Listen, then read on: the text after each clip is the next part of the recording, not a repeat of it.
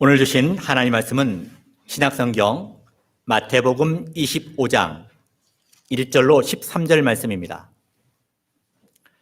신약성경 42쪽 마태복음 25장 1절로 13절까지 제가 봉독하겠습니다.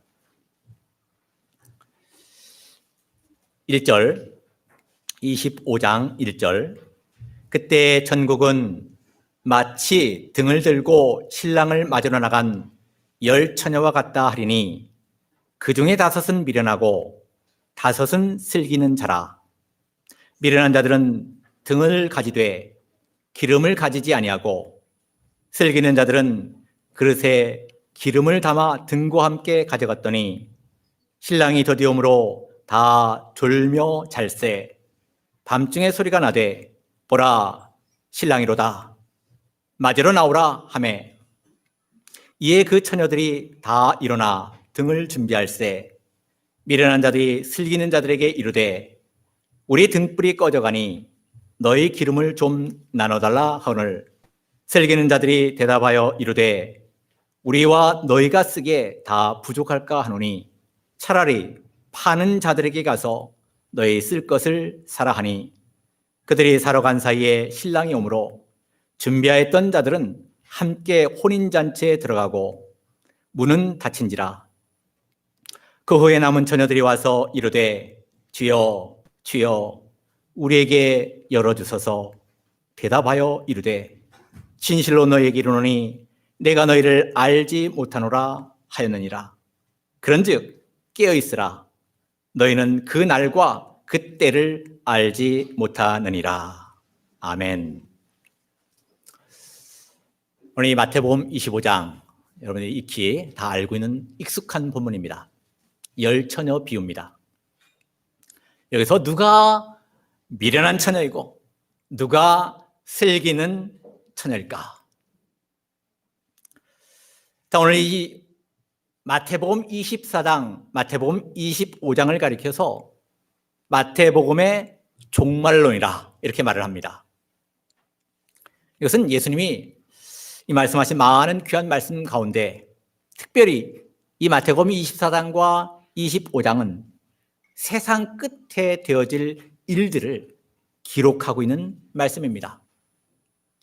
이 말씀은 어느 때 읽어보아도 참 두렵고 떨리는 말씀입니다.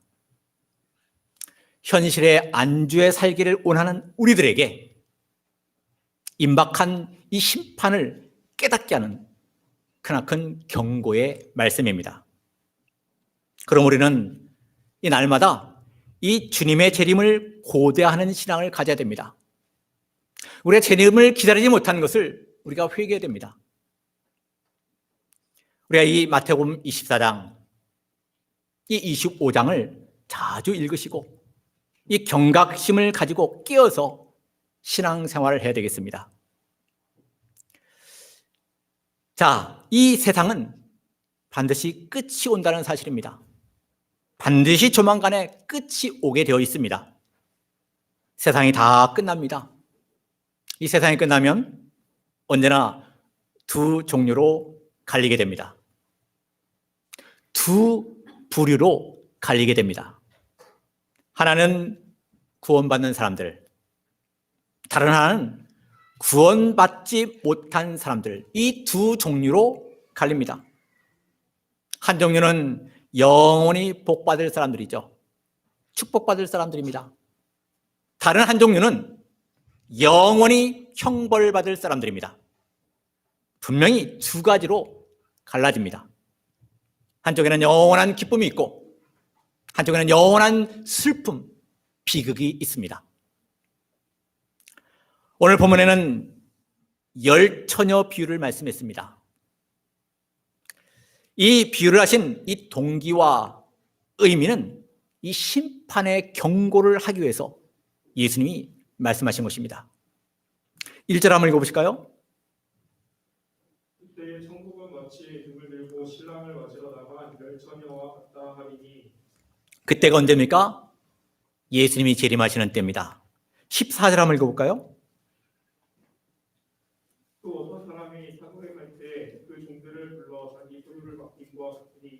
어떤 사람이 타국에 갈 때가 있습니다. 19절 한번 볼까요? 오랜 후에 그 종들의 주인이 돌아와 그들과 결산할 때 오랜 후에 그 종들의 주인이 돌아와 저희와 결산할 때가 있습니다. 늘 같지 않습니다. 주인이 타국에 갈 때가 있고 또 그 주인이 돌아와서 결산할 때가 있습니다. 31절 볼까요? 인자가 자기 영광으로 모든 천사와 함께 올 때에 자기 영광의 보좌에 앉으리니 인자가 자기 영광으로 모든 천사와 함께 올 때가 있습니다. 오늘 이 마태복음 25장에는 세 가지 비유가 나타나 있습니다. 그런데 이 열처녀 비유를 말씀할 때나 이 달란트 비유를 말씀할 때나 양과 염소 비유를 말씀할 때나 분명히 그때가 온다고 했습니다. 반드시 그때가 있습니다. 오고 있습니다. 이것은 더딘 것도 아니고요, 안 오는 것도 아니고요, 반드시 임하는 것입니다. 우리 주님은 이 세상에 반드시 재림하십니다. 재림하시면 다 끝나는 것입니다. 더 이상 믿는 일을 할 수도 없습니다. 다 끝나는 것입니다. 그렇기 때문에 그 전에 좀 해야 합니다. 우리가 재림을 고대하는 신앙으로 신앙생활을 해야 됩니다. 이 재림을 고대하는 만큼 우리 신앙이 좋아집니다. 이 재림을 정말 고대하는 신앙이 강렬한 만큼 세상줄이 끊어집니다. 믿는 일을 제대로 할 수 있습니다. 이 마태복음 24장에는 예수님의 재림에 대해서 말씀하시고 이 마태복음 25장에는 연이어서 세 가지 비유를 말씀하셨습니다. 이때에 성도들이 어떻게 살아야 하는가? 이 삶의 방향을 이 세 가지 비유를 통해서 말씀하셨습니다. 1절 다시 한번 읽어볼까요? 그때의 천국은 마치 등을 들고 신랑을 맞으러 나간 열 처녀와 같다 하리니. 자, 예수님이 재림하시는 광경, 예수님이 재림하시는 이 모습에 대해서 어떻게 말씀하고 있죠? 그때 천국은 마치 등을 들고 신랑을 맞으러 나간 열 처녀와 같다고 했습니다. 이 비유를 들어서 자세히 설명해 주셨습니다. 알아들으라고. 등을 들고 신랑을 맞으러 나간 열 처녀의 이 10명의 처녀와 같다. 이렇게 예수님의 재림의 모습을 말씀했습니다. 여기 신랑은 누구죠? 예수 그리스도, 재림하실 예수 그리스도입니다. 처녀가 몇 명 나옵니까? 10명이 나옵니다. 10명의 처녀가 무슨 뜻일까? 여러분 성경에 보면 이 십수, 창세기 보면 10수가 많이 나오지 않습니까? 10개의 톨레도트, 족보 이야기도 나오지 않습니까? 십수는 만수입니다. 이것은 예수 믿는 사람 전체를 가리켜 열처녀라고 말씀하는 것입니다. 이 열처녀는 예수 믿는 사람 전체를 가리키는 것입니다. 그러니까 우리는 몇 처녀 가운데 들어가는 거예요? 우리도 열처녀 가운데 들어가는 것입니다. 자, 예수 믿는 사람의 신분을 오늘 뭐라고 했죠? 처녀라고 했습니다. 누가 처녀입니까? 결혼 안 한 여자가 처녀죠. 처녀는 정조를 지키는 사람입니다. 정조를 잃어버린 사람은 처녀라고 얘기하지 않습니다. 정조를 지킨 사람이 처녀입니다. 순결을 지킨 사람이 처녀입니다. 예수 믿는 성도를 처녀라고 비유한 것은 우리가 어떤 사람이 되어야 된다는 거예요? 신앙의 정조를 지키는 사람이 되어야 된다는 것입니다. 정결과 순결을 생명으로 삼고 나가야 한다는 것입니다. 이것을 가르치기 위해서 처녀라고 비유하신 것입니다. 우리가 다 처녀입니다. 용환이도 처녀고, 남자도 처녀고, 여자도 처녀입니다.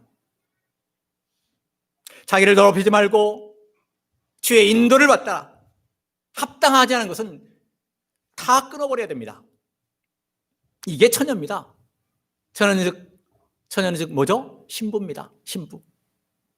여러분, 신부의 최대 소망이 뭐죠? 신랑을 맞는 것입니다. 신랑을 맞이하는 것입니다. 오늘 신랑을 맞이하려면 반드시 무엇을 들고 나가야 되는가? 1절 한번 다시 한번 읽어볼까요? 처녀가 신랑을 맞이하는데 뭘 들고 나가야 되는가? 그때 천국은 마치 금을 들고 신랑을 맞으러 나간 열 처녀와 같다 하리니. 이 신랑을 맞이러 나간 처녀는 뭘 들고 나가야 된다고요? 등을 들고 나가야 된다는 것입니다. 옛날에는 후레쉬도 없었지 않습니까? 옛날에는 전기도 없었습니다. 등을 들고 나가야만 신랑을 맞을 수 있습니다. 그런데 왜 이 신랑을 맞이하는데 등을 들고 나가야만 하는가? 6절 한번 읽어보실까요? 밤중에 소리가 나되 보라 신랑이 오라 맞으러 나오라 하매. 신랑이 어느 시간에 오기 때문에 등을 들고 나가야 돼요? 밤중에 오기 때문에 이 등을 들고 나갈 수밖에 없습니다. 필연적으로 등을 들고 나갈 수밖에 없습니다.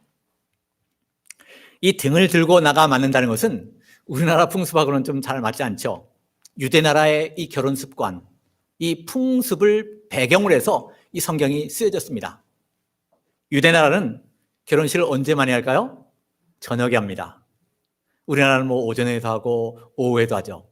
근데 미국이나 중국 같은 데 보면 이 저녁에 하는 경우가 참 많습니다. 이 유대 나라는 이 결혼식을 낮에 하지 않고 밤에 합니다. 왜일까요? 왜 저녁에 할까요? 여러분, 창세기 보면 하루의 시작이 어디부터죠? 하루의 시작이 저녁부터 시작해서 시작됩니다.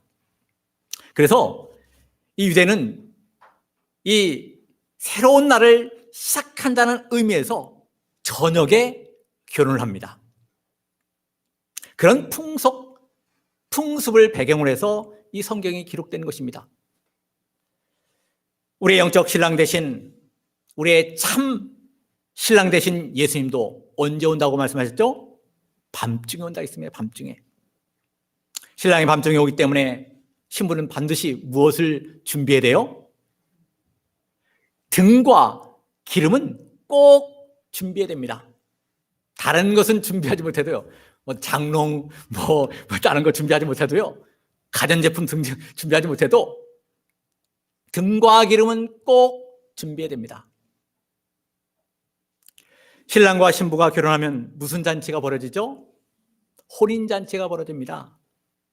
이 기쁨의 표현을 혼인잔치, 예수님이 첫 번째 이적도 혼인잔치에서의 이적을 행했지 않습니까? 이 기쁨, 이 즐거움을 더 이상 표현할 수 없는 가장 최고의 기쁨, 최고의 즐거움은 이 혼인잔치죠. 우리도 신랑 대신 예수님을 기다리는 것입니다. 그래서 우리의 심령은 날마다 잔치집이 되어야 됩니다.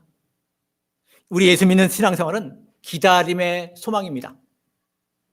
언제나 기쁨과 희락이는 이것이 넘치는 잔치집입니다. 그런데 사람은 이 두 종류의 성도가 있다라고 말씀하고 있습니다. 2절 한번 읽어보실까요? 그 중에 다섯은 미련하고 다섯은 셀이 있는 자라. 한 종류는 예수를 믿어도 미련한 성도, 한 종류는 슬기는 성도, 이렇게 말씀했습니다. 예수님은 예수 믿는 성도를 몇 종류로 나누고 있습니까? 두 종류로 나누고 있습니다. 한 종류는 미련한 사람, 한 종류는 슬기는 사람. 반은 슬기롭고 반은 미련하다 했습니다. 여러분, 이 시간에 제가 여러분에게 질문하겠습니다. 두 성도 가운데 어떤 성도가 되기를 원하십니까? 미련한 성도요? 다 참여해볼까요? 어떤 성도요? 슬기는 성도. 슬기는 성도가 되어야 됩니다. 미련한 성도가 되면 안 됩니다. 오늘 3절, 4절, 이 슬기는 처녀와 이 미련한 처녀의 기준이 무엇인가를 설명했습니다. 3절, 4절 읽어볼까요? 미련한 자들은 등을 가지되 기름을 가지지 아니하고 슬기 있는 자들은 그릇에 기름을 담아 등과 함께 가져왔더니. 자, 슬기는 처녀와 미련한 처녀의 기준이 뭐예요? 등과 기름입니다.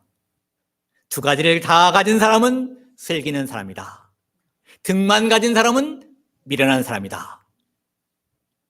이 등만 가진 것을 보니까 이 사람은 어디 다니는 사람이에요? 지금으로 얘기하면 교회 다니는 사람입니다.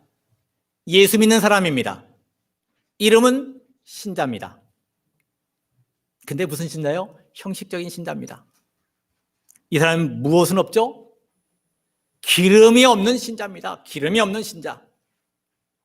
여분의 기름이 없는 등만 가지고 다니는 사람입니다. 여러분, 요즘에 제일 좋은 차가 뭐예요? 제일 좋은 차를 뽑았어요. 아무리 좋은 차를 뽑아도 차 나올 때는요, 눈금 하나밖에 없습니다. 이거 운행하려면요, 기름 넣어야 됩니다. 여기서 차를 뽑아가지고 저 부산 간다 하면요, 기름 넣지 않으면요, 부산까지 갈 수가 없습니다. 그 눈금 하나 갖고 못 갑니다. 등과 기름을 가지고 있는 사람이 슬기는 사람이다 라고 말씀합니다. 그런데 슬기는 사람이나 미련한 사람이나 똑같이 가지고 있는 건 뭐예요? 등은 가지고 있습니다. 근데 무엇이 다르죠? 기름이 없습니다. 기름. 오늘 요즘이 기름입니다. 기름. 우리가 기름 있는 신자가 되어야 됩니다. 기름은 성령을 가리키는 뜻도 있습니다. 원리적 해석을 보면 이 기름은 등불을 어떻게 하는 것이 원리죠? 빛을 비추게 하는 원동력이 기름입니다. 기름 떨어지면요, 이 빛이 비추어지지 않습니다. 이건 다른 말로 표현하면 신앙의 실력입니다. 이게 무슨 실력이에요? 등불은 언제 비추는 거죠? 밤중에 비추는 것입니다. 왜요? 신랑이 언제 오기 때문에 그렇죠? 밤중에 오기 때문에. 이 밤중은 시간적으로 밤을 가리키는 동시에 이 성경의 밤은 주로 뭘 말씀하고 있죠? 뭘 상징하죠? 환난과 시련과 고난과 역경을 상징하는 것입니다. 환난과 역경과 이 죽을 고비를 만났을 때 실제로 빛을 비추는 것이 기름입니다. 기름입니다. 여러분 평소에 평안하면 누가 신앙 못 지키겠습니까? 실제로 환난이 왔을 때 그때 빛을 비춰야 됩니다. 그때 빛이 비치는 것입니다. 밤을 만났을 때 빛을 비춰야 됩니다. 이게 기름입니다. 말세에 가장 중요한 것이 뭡니까? 기름 있는 신자가 되어야 되는 것입니다. 여러분 이 말씀을 들을 때 또 이 말씀을 전할 때 좀 기름이 생겨야 됩니다. 좀 기름이 좀 고이는 신자가 되어야 됩니다. 좀 불을 밝혀야 됩니다. 여러분 기름은 실제로 어떻게 할 때 좀 기름이 생길까요? 이길 때에 기름이 생깁니다. 이길 때 좀 기름이 고입니다. 무엇을 이겨야 될까요? 자기를 이기게 되고 시험을 이겨야 됩니다. 우리 자주 시험이 들어옵니다. 근데 조금만 어려움이 들어오면 이거 감당하지 못하겠습니다. 하나님이 안 계신 것 같습니다. 암만 해도 되는 것이 없습니다. 이것은요 기름 좀 생기다가 마는 것입니다. 이기면 기름이 생깁니다. 죄를 이기고 마귀를 이기게 됩니다. 지면요 기름이 안 생깁니다. 있던 기름도요 다 말라버립니다. 이길 때 기름이 생기고 두 번째는 참을 때 기름이 생깁니다. 참으면 기름이 생깁니다. 예수님이 뭐라 했죠? 누가복음 22장 51절에 예수께서 일러 가라사대 이것까지 참으라 하시고 그 길을 만져 낫게 하시더라. 이것까지 참아야 기름이 생깁니다. 참을 수 없는 것을 좀 참아야 됩니다. 입으로 쏟아버리지 마시기 바랍니다. 참으면 기름이 좀 생깁니다. 이겨야 되고 참아야 되고 또 한 가지는 어떻게 해야 기름 좀 생길까요? 감사해야 기름 좀 생깁니다. 여러분 우리는 원망할 권리가 없습니다. 우리 원망 불평하지 마시기 바랍니다. 습관이 됩니다. 원망, 불평하는 습관이 아주 나쁜 습관입니다. 이 사람은 어디 가든지 사용할 수가 없습니다. 어디 가든지 뭐 해야 돼요? 감사해야 됩니다. 감사. 여러분 회사 다니는 사람이 자기 회사를 자꾸 헐면요, 되지 않습니다. 헐면 안 됩니다. 자기 회사를 자기가 몸담고 있으면 좋게 말해야 됩니다. 교회도 그렇죠. 자기가 나가는 교회를 자꾸 헐면 어떻게 되겠습니까? 우리 교회가 참 좋습니다. 참 분위기 좋습니다. 좋은 성도들입니다. 이럴 때, 감사할 때 기름이 생깁니다. 여러분, 우리가 원래 아무것도 가지고 없지 않습니까? 올해는 우리 미천이 없는 사람들입니다. 미천. 근본이 내 것이 아무것도 없습니다. 혹시 여기에 어머니 뱃속에 나올 때 양복 입고 나오신 분 한번 손 들어보세요. 저처럼 넥타이 메고 나오신 분 혹시 있으신가요? 아무도 없습니다. 우리가 몽땅 하나님의 것인 줄 우리가 알아야 됩니다. 하나님의 것.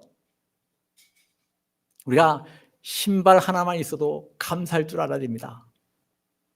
감사하는 만큼 기름이 생깁니다. 여러분 어떻게 할 때 이 기름이 생기겠습니까? 세 가지.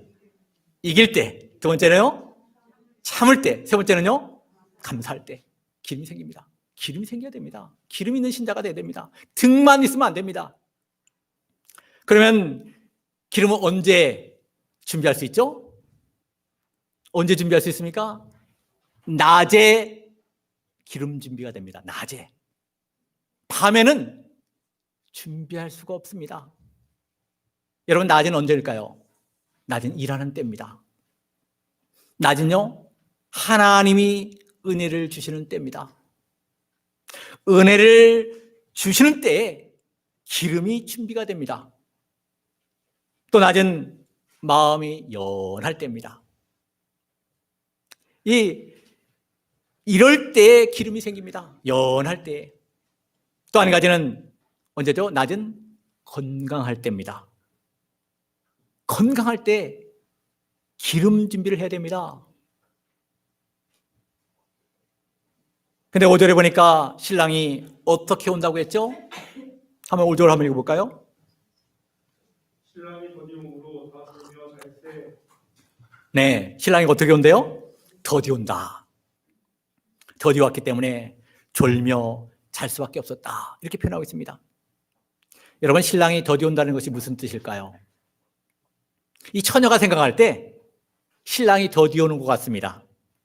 내 기준으로 생각할 때 신랑이 더디 오는 것 같습니다. 내 믿음 정도로 생각할 때 신랑이 더디 오는 것 같습니다. 성경에 예수님이 더디 온다고 말씀했습니까? 베드로후서 3장 8절 9절에 보면 이렇게 말씀했습니다. 사랑하는 자들아, 주께는 하루가 천년 같고 천년이 하루 같다는 이 한 가지를 잊지 말라. 주의 약속은 어떤 이들이 더디다고 생각하는 것 같이 더딘 것이 아니라 오직 주께서는 너희를 다하여 오래 참으사 아무도 멸망하지 아니하고 다 회개하게 이르기를 원하시느니라. 하나님 어떤 하나님이에요? 하루를 천년같이 기다리시고 천년을 하루같이 참아주시는 하나님이십니다. 왜요? 아무도 멸망치 않고 돌아오기를 기다리시는 하나님이십니다. 내 기준을 버려야 됩니다. 내 생각에는 더딘 것 같습니다. 왜 이렇게 하는 이루어지는가? 우리는 자기 생각을 버리고 하나님의 마음으로, 하나님의 생각으로 바꿔야 합니다. 더디다고 생각하는 사람은 필연적으로 어떻게 할 수밖에 없죠? 더디다 하면 졸며 잘 수밖에 없습니다. 이 졸며 자는 것은 하나님 앞에 책망받아 마땅한 것입니다. 예수님이 겟세마네 동산에서 기도하시면서 제자들에게 뭐라고 말씀하셨습니까? 시험에 들지 않게 깨어 기도하라고 말씀했습니다. 졸며 자는 사람은 어디에 빠질 수밖에 없죠? 시험에 빠질 수밖에 없습니다. 조는 사람은요 반드시 자게 되어 있습니다. 이 원리가 그렇게 되어 있습니다. 하나님은 졸며 자는 사람이 되기를 원하십니까? 아니면 깨어있는 사람이 되기를 원하십니까? 깨어있는 사람이 되기를 원하십니다. 이 시간에도 깨어있는 사람이 되기를 원하십니다.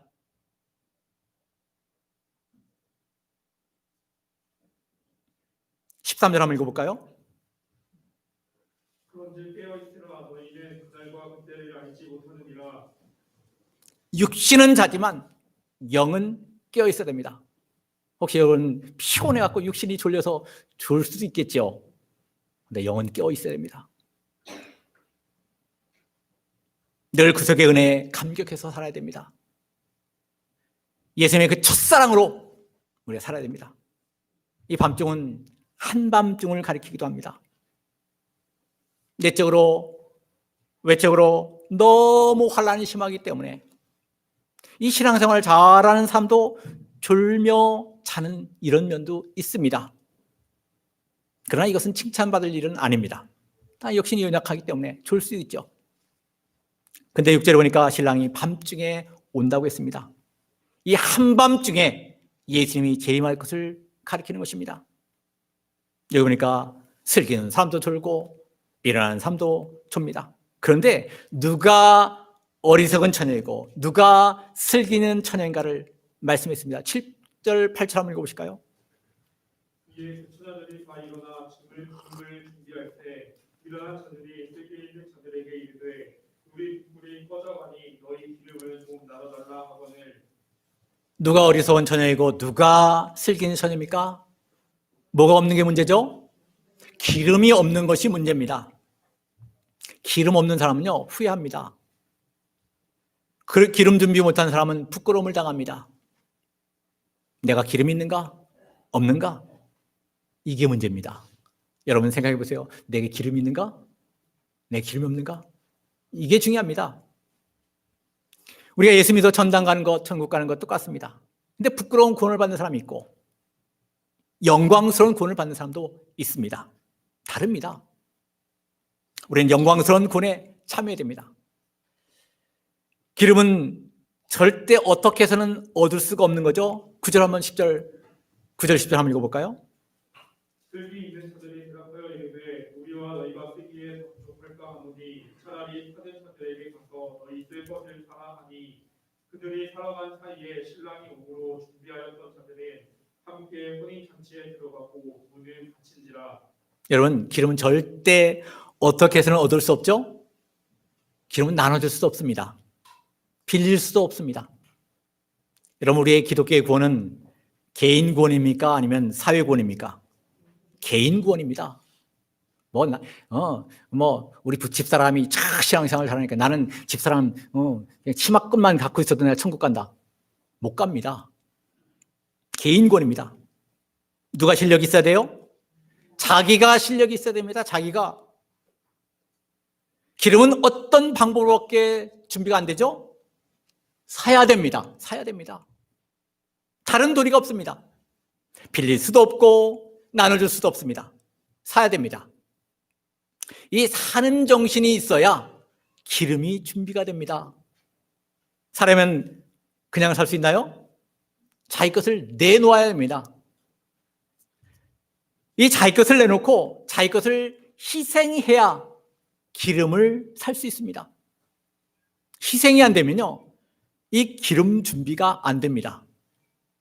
십자가를 져야만 기름 준비가 됩니다. 자, 기름은 그러면 언제 살 수 있을까요? 시장이 설 때 살 수 있습니다. 파장이 되면요 아무것도 못 삽니다. 시장이 설 때 해가 지기 전에 기름을 사야 됩니다. 이 사는데요 시간이 좀 걸립니다. 이 신랑이 올 때는 이 밤중에는 기름 준비하는 때가 아닙니다. 여러분 때가 중요합니다.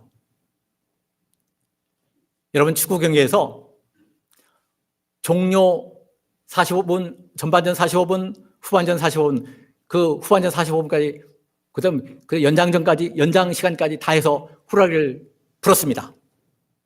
딱 불고 나서 막 그 골대에다 하고 막 그건 볼을 차니까 막 10개 들어가고 100개 들어가고 막 들어갔어요. 소용있습니까? 아무리 많은 골을 넣어도요, 휘슬이 분 다음에 넣는 것은 소용없습니다. 한 골을 넣더라도요, 그 시간 내에 넣어야 효력이 있습니다. 시간이 지나면 아무 소용없습니다. 오늘 11절 한번 읽어볼까요? 그 후에 남은 처녀들이 와서 이르되 주여 주여 우리에게 열어주소서. 이 사람들이 나눠달라니까 못 나눠준다니까 이 사람들이 어떻게 해서 기름 준비 못한 사람들이 부지런히 가서 그냥 그때부터 막 그냥 그 사느라고 얼마나 애썼겠어요. 돈도 더 많이 들었을 거예요. 막 이 슬기로운 처녀보다 미련한 처녀는 돈도 더 많이 들었을 거예요. 시간도 아마 더 들었을지도 모릅니다. 근데 아무리 기름을 많이 사왔는데 문이 닫혀서 들어갈 수가 없습니다.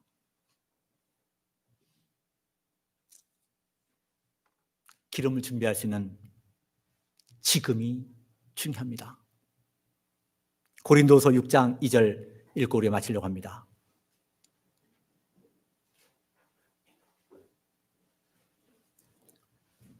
이르시되 내가 은혜 베풀 때에 너에게 듣고 구원의 날에 너를 부었다 하셨으니 보라 지금은 은혜 받을 만한 때요 보라 지금은 구원의 날이로다.